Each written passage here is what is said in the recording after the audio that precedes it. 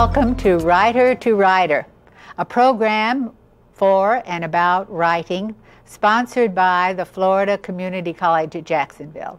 I'm Gerri Turbo, your host today, and with me is Stephen Birmingham, a notable best-selling author who has over 20 titles of both fiction and nonfiction.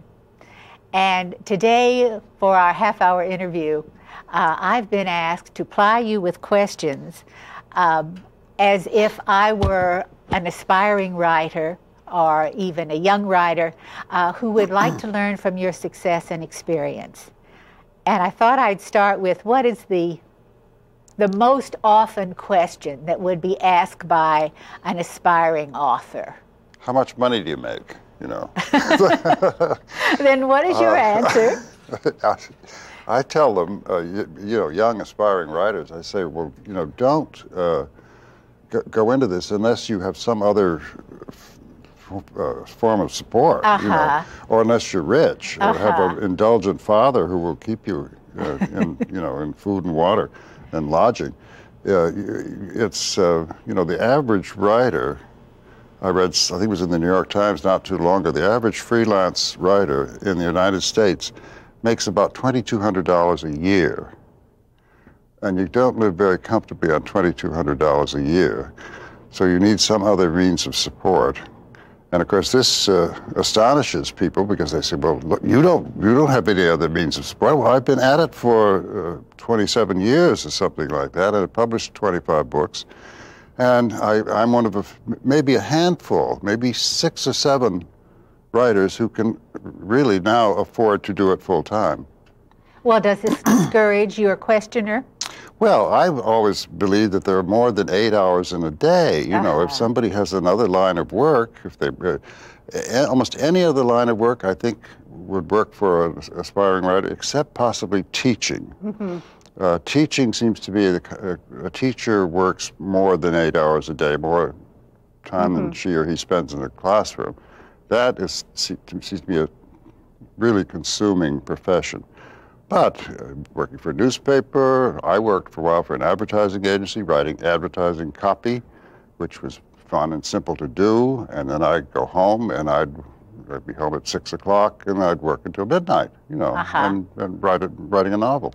Well, that was one of my questions that I had for you. Do you have a set time to work on your work in progress? Well, it's funny. Since I started, writing in my spare time, doing a full-time job, which was supporting the wife and little children, and did most of my writing in the late afternoons and serious writing in the late afternoons and evenings, I still have that sort of pattern. I'll fiddle around in the morning answering mail and paying bills and doing the Times crossword puzzle and so forth, and then I'll go out to lunch, and then around 4 or 5 o'clock in the afternoon I'll really get to work, and work sometimes till 9, 10, 11 o'clock at night. So I'm sort of a night person. When it's quieter. It's also when the phone stops ringing, right, it's true.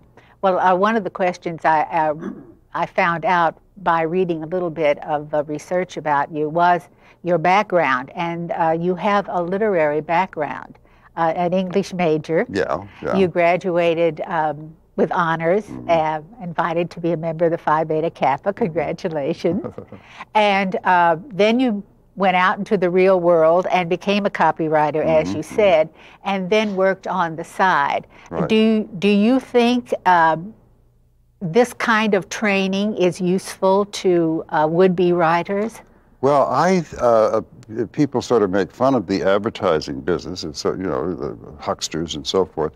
But fortunately, when I worked for an advertising agency quite a few years ago, I was lucky enough to have nice accounts. I had a sports car that I could write about, and a Ladies' Home Journal advertising promotion I did, which was fun, a women's magazine. I didn't have to do laxatives and mouthwashes. So I enjoyed it. And it does teach you, I think, writing advertising where you're limited to a short block of copy. You learn the value of the strong noun and the strong verb. and you learn to eliminate the silly, useless adverbs and adjectives, and nouns and verbs. What wonderful advice for students. Yeah, yeah. Those are the workhorses of the language. That's right. And of course, in writing advertising copy, you're trying to sell somebody something. You're trying to sell them this glass or whatever, or this table. And any kind of writing, you're writing to entertain, inform, entertain. If you're writing a novel, you're trying to sell the reader on your heroine, make the reader care about what happens to your heroine or your hero. Well, speaking about the copyright business and working for the Ladies' Home Journal, I came across a bit of information that amused me and excited me because I remembered this slogan very well. And this was a slogan that I suppose is nationally, if not internationally known: never underestimate the power of a woman. And I wonder if that's yours, and I think it's fantastic. They're still using it. They're still using it, and it probably has a lot more resonance today than if it even did then, politically and socially. But what was the reason? What was the need for that slogan? What we were trying to do really was to sell advertising space in Ladies' Home Journal to people like General Motors and Ford and Chrysler, Detroit automobile makers.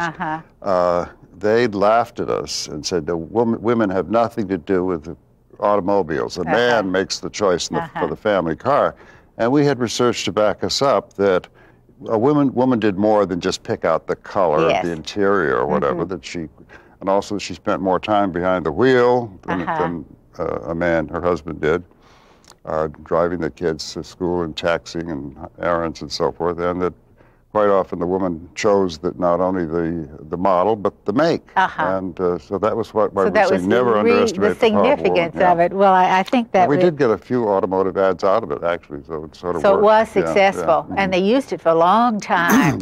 Still do. Yes, still do. It's on the spine of the magazine. You, with your prolific output, your 25 titles. How do you choose your subjects? Subjects or titles? Subjects. Well, sometimes editors come to me with an idea, saying, for example, a few years ago, an editor said, what about a book on the Dakota apartments in New York, the oldest luxury apartment house in the city? and since I knew some people who lived at the Dakota and was always intrigued by the Dakota and knew that there were supposed to be ghosts at the Dakotas, and I thought that was a heck of a good idea. So that was not my idea.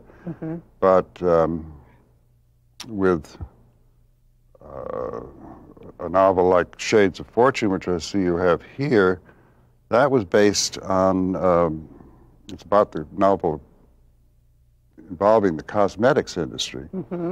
And it was really based on my old pal, Estee Lauder, who was a little girl from the Bronx who started out wandering up and down the aisles of Saks Fifth Avenue with her little samples on a tray, passing them out to shoppers. Her own samples? Yeah, her little cream, youth drops or whatever it's called. And of course now she's heads this giant cosmetics empire, and so that's sort of what gave me the idea for that novel. Well, then comes to the next question. How do you select your titles? Well, everybody gets into the act with the title. Sometimes I win, sometimes I didn't. I still don't like that title, Shades of Fortune. I don't know what it means. Well, probably the shades of the various cosmetics. Yeah, I guess so. It's got a picture of lipstick or something on the jacket. But I thought it made it look like a book about lipstick. But, I still don't like that title, but the Paperback House, which I think in that case was Berkeley? Berkeley, yeah. They came up with that title, and they just loved it, and they were going to pay me a lot of money for the paperback rights, and so I finally said, okay, go ahead. You think it's going to be so wonderful. It's going to be so wonderful no matter what the title is. I think a good title is the title of a good book. Yes, yes. Well, how does a writer... How much experience does a writer need to make his work believable? I don't know if it's experience or just intuition and maybe the help of a good editor and a good literary agent, and probably a sympathetic spouse or significant other who will be honest, who read your work and say, now look, I don't understand why she did that. You know, why wouldn't she be mad at him for it? You know, why did she go back to? And I've discovered that when two people say the same thing about anything in my material, they're probably right and I'm wrong. And you're wrong. Well, how about imagination? How does that work? Oh, I don't.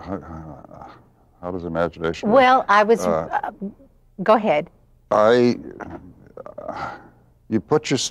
try to put myself into my character's thoughts and feelings. In this book, for example, the heroine is in love with two men. She's in love with her husband. She's also in love with an old lover who comes back into her life, and she's got to choose. And I'm not going to tell you which one she chooses. No, because I'm reading it right now. But I hope she made the right choice, and the readers seem to agree with me. Well, talking about your characters, I've heard interviews with other authors who say sometimes a character that they're creating will take off and have a life of its own and will almost dictate the characterization and the plot development and the dialogue. Do you ever have that happen? Yes, it's wonderful when it happens, and it does happen. And when you get to that point, usually for me, it's around halfway through the book, they have to behave certain ways. You know, when these two people meet, they have to say certain things to each other and react in certain ways. Then they begin to write their own story. So that really does happen. This is fun, yeah. Because I've heard people say that, and I thought, gee, does that happen to a character about whom you're especially interested? Or does someone just suddenly pop up as a character that was a minor and now becomes major? Well, I had a character in a novel of mine called The Auerbach Will, and I knew she had to die at the end. I mean, she was 93, so she was time. And I knew she had to die, but by the time I got to the death scene, I was so in love with it, I was weeping. Really? So you do become that involved with your people. As I was reading Shades of Fortune, the first paragraph, the father, the character who's the father, says to the son, you have to be a good listener to make a good first impression, and don't be a talker. I'm paraphrasing your words. And then he goes on to say that the son takes the idea that the father said and uses it to make imaginary dialogue with people that he sees on the street. Do you use that yourself? Yeah. Do you do that little trick, watching people talk and wondering what they're talking about? So it's something that you carry through. That it's you yourself appears in the book. Then looking at the expressions on their faces, and you've seen people walk by who are obviously quarreling over something. You know what they're fighting about. Well, that's marvelous. When did you begin writing seriously? Well, I wrote in high school, I guess in my early teens. Seriously writing. Yeah. Did you get encouragement from your teachers or your family? Yes, I did. I was fortunate. I think you're lucky in your educational experience to find at least one good teacher who will sort of pat you on the back and give you a little push. Inspire you a little bit. And I actually had two. I was very, very lucky. To get very specific, I wanted to ask you, how do you go about creating a specific novel? By that I mean, do you work out an outline, a specific outline from beginning to end, or do you wake up in the middle of the night and get going with an idea, or do you just go as the spirit moves you? How technically do you prepare? Well, I guess you call it an outline, although usually by the time you get to the end of the book, the outline has changed considerably. You know. But I do start out with 8x5 cards with the characters' names, their ages, any distinctive speech patterns, if one of them has a lisp, for example, or whether they're handsome or pretty or ugly or fat or in their ages and so forth.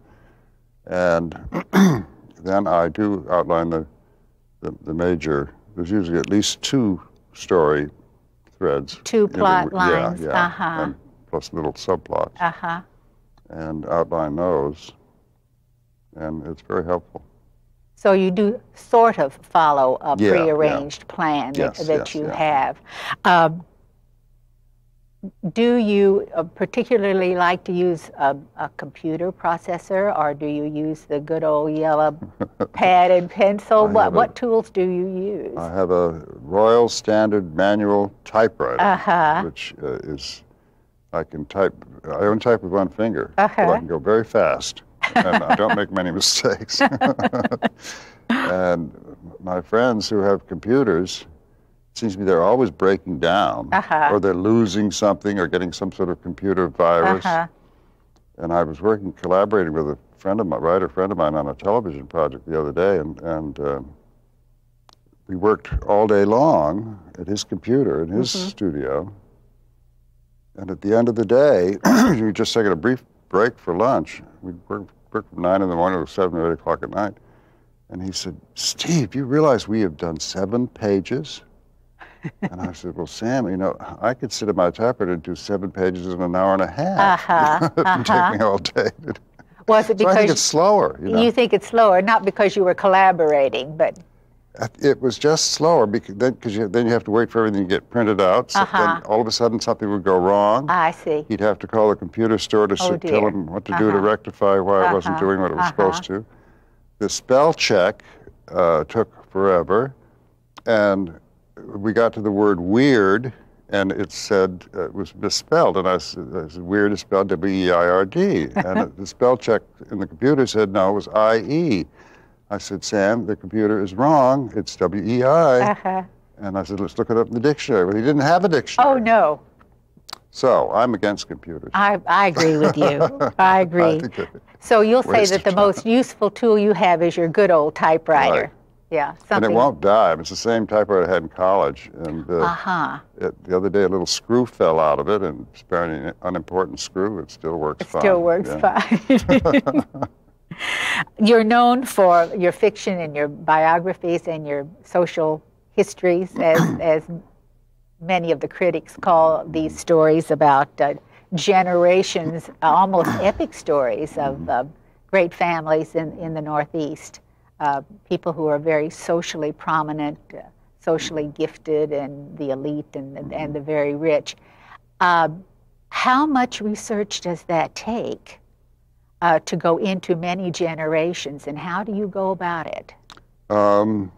Women, the women in the families are the traditional keepers of the family scrapbooks, the old letters. I see. Old photograph albums, the locks of baby hair and the bronze baby shoes, and, and the memories. And somebody said, well, the women, like my book, Our Crowd, about the German Jewish banking families of New York, a lot of strong women in those families, and somebody said, well, the women wouldn't know anything about the business aspect. Well, that's not true. I mean, the women heard it on the pillow. They might not have known too much about the daily routine at the office, but the big deals, when Jacob Schiff and J.P. Morgan got together on a big railroad deal, the women knew all about it. I mean, they heard it first thing when the husband got home at night. So they're the key often to the stories. It always amazes me in reading biographies that the dialogue, if it hasn't come out of a letter, is always so clearly remembered by people way back. And also the author then writes so clearly as if he or she remembers so clearly what was said maybe 3 or 4 months ago. Do you use a tape recorder when you interview? Sometimes. I find it depends on the person. It scares some people. It makes them freeze, and it makes them. I'd rather just sit and take notes. Yeah. But some people would rather be tape recorded because then it would be absolutely accurate. Yeah. But even so, it's funny. People remember different events. Remember the same event in different ways. Differently, yes. I was there was a wonderful anecdote when I did my biography of John P. Marquand about a dinner party. So he was at the dinner party, and the hostess is still around, and I spoke to her. She told me that she never had a dinner party for more than 16 people, so that was her top number of guests, and so there were 16 people. One of them was Elder Belmont, one of them was Marquand.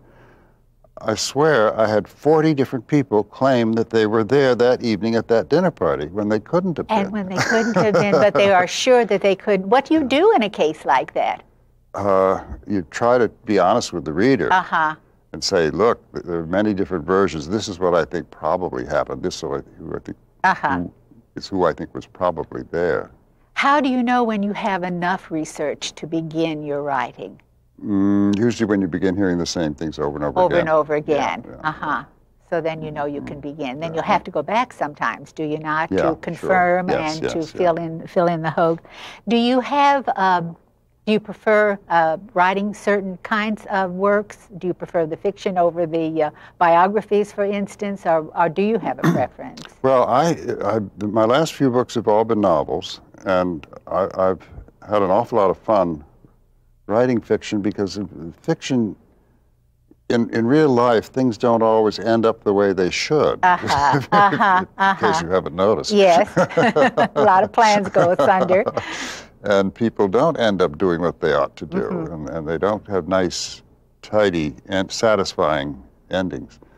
But with fiction, you can do it any way you want to, even if you let your favorite character die at the end. Exactly, yeah.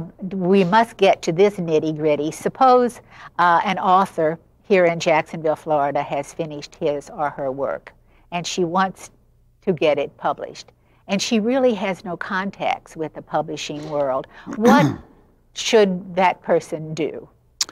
Well, nowadays, in 1995, and it's getting harder and harder for first novelists, first-time writers to get published, I would think that he or she ought to go up to New York City and ring doorbells of agents. There's a list, there's a trade association of literary agents in New York called the American Society of Authors Representatives, and it's in the phone book and so on.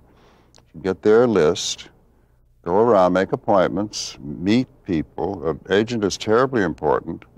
A lot of publishers won't even look at manuscripts that don't come from agents. I see. Not even open them.